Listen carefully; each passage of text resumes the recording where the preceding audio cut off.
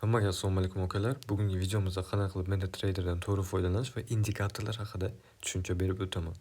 Bu yerda agar telefondan kiradigan bo'lsangiz, xuddi bunaqa bo'lmaydi. Bu planshetdan, iPhone'dan chapa qilganda shunaqa bo'lib qoladi. Atak siz telefonda ishlayotgan bo'lsangiz, tepada mana bunaqa ikkita joyi bo'ladi. Ikkisi o'rtada, uchinchisi F paydo bo'ladi. Bu indikator joyi.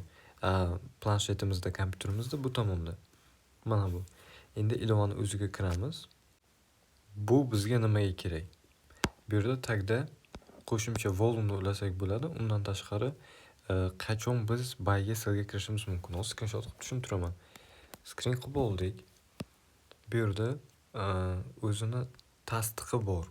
Bu eng kerakli zona hisoblanadi. Mana bu joydan mana chizib qo'ydim. Tekis bo'lgan vaqtida imенно sellga oqdi. Biz bu yerda kirmaymiz, bu yerda kirmaymiz. Bu narsa pastga oqqan vaqtda sellga kirsak bo'ladi. Shuncha sellga ishlab bergan.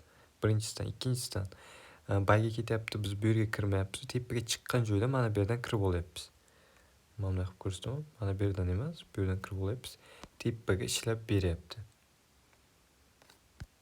Mana tepaga ishlab beryapti.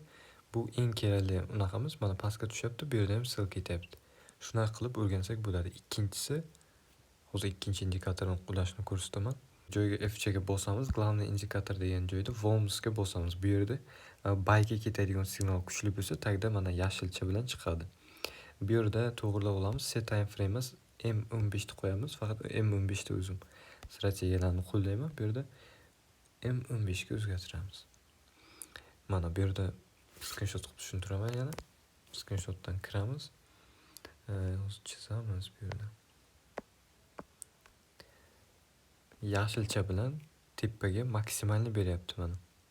Bitta, ikkita, uchta, to'rtta tepaga uchib bergan. Bu ikkinchi tasdiqimiz.